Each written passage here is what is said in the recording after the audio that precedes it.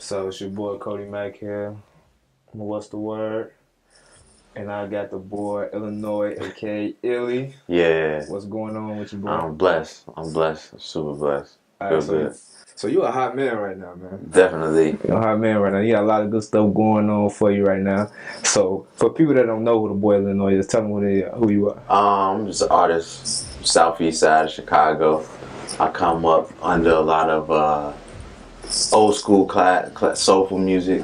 My favorite artist probably back in the day was Algero. My dad's an old head, so I got a lot of old head music. So it shows the influence in my music.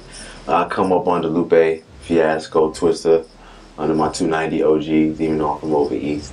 I'm just making a lot of noise right now, and dealing with them two being big bros, you already know what type of caliber artist I am. So if you don't, then go check it out. I know what type of caliber you is, man. So that's why I'm thirsty to sit down with you. Definitely. First saw you opened up for Lupe up north. Yeah. I actually got an autograph from you that day. Oh, that with the Dusabo joint, right? Yeah, I got that shit at home. I got the Hey, autograph. shout out to you, bro. I appreciate you, man. Yeah, so I'm a fan of yours. All right, so I'm gonna get to the meat. Yes, let's do it. Get to the meat.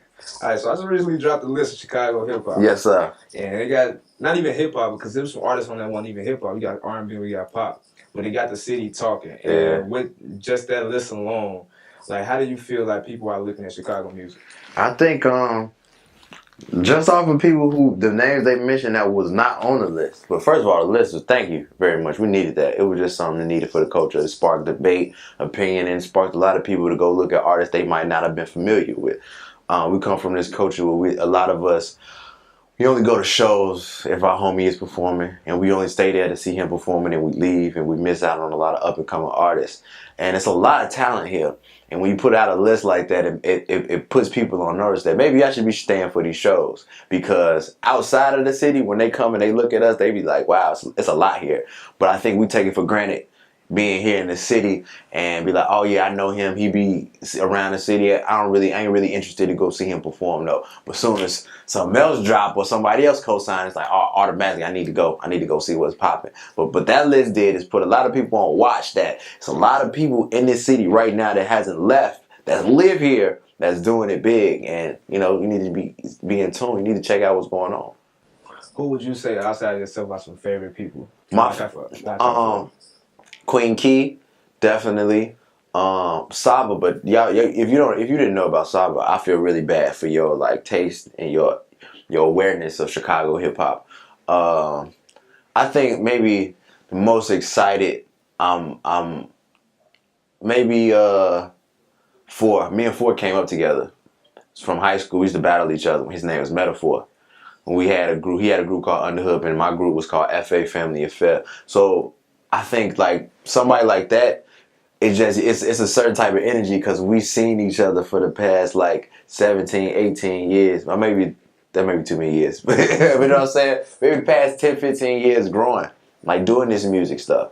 And before he was tattooing, he was designing shoes. So like we know each other background and we seen each other come up. So if he do something and if I do something, we shoot a text like salute God, I see you, know what I'm saying? So it's just that mutual love and respect there. So I think that's like kind of like the most exciting when you have somebody from childhood you come up with and now y'all both making strides at what y'all been working hard for. So yeah. So you talked relationship before. Yeah. Is it ever like any type of competition?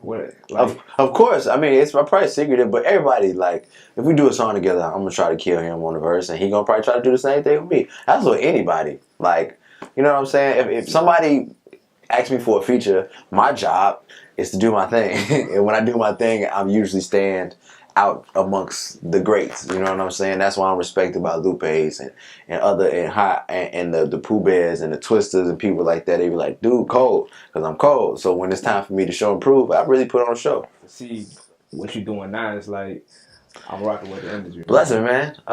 This has been a grind. I was telling a story about how I met Sway 7 years ago. And after I meet Sway, I think I'm on and popping. Like, all right, let's go. It's cracking. Nah, it ain't work like that. Tell us about the Sway relationship. It works in between that. Well, we got acquainted with each other 7 years ago. I appeared on a show called Rat Fix. They used to come on MTV2.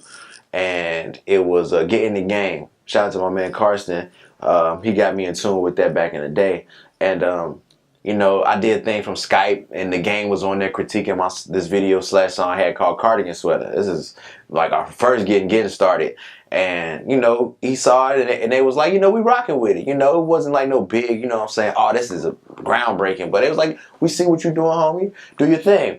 So it just so happens that I was in New York maybe like a month or two later, and they was doing the Rat Fix anniversary. So I get a call like, oh, you here? Come through. And I'm like, yes, you know what I'm saying? I'm there. So I go and I show up, and I'm amongst like 7 or 8 other artists from other different cities and things of that nature, but they both been on Getting the Game. And Sway walked directly up to me as soon as he walked in the room, and he's like, hey, make sure you kill it today. Pleasure meeting you. And this is my first time ever meeting him. Like, he makes a beeline directly to me and was like, man, make sure you kill it today. He didn't tell nobody else that. You know, so from that point, I was like, something. I felt something special about me. And I was like, you walked up to me for a reason.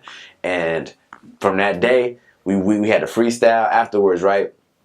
And it was like 7 of us. I don't know how many of us, but only two or three of us didn't have sunglasses on. So everybody that had sunglasses on kind of like got canceled out by his peoples.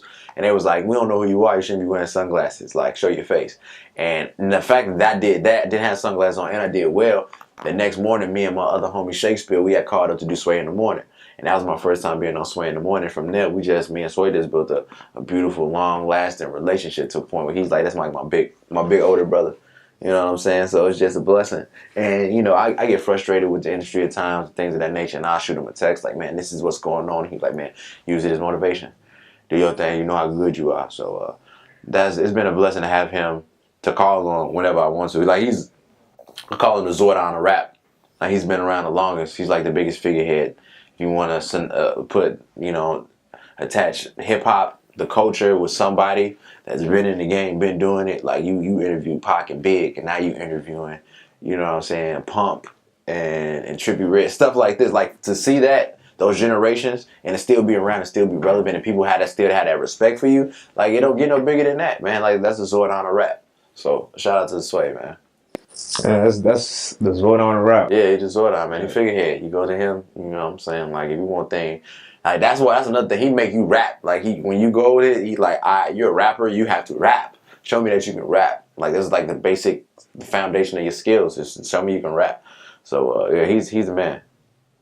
Do you think bars have left rap with the whole hip hop? Nah, I don't think so. I just think the delivery has changed.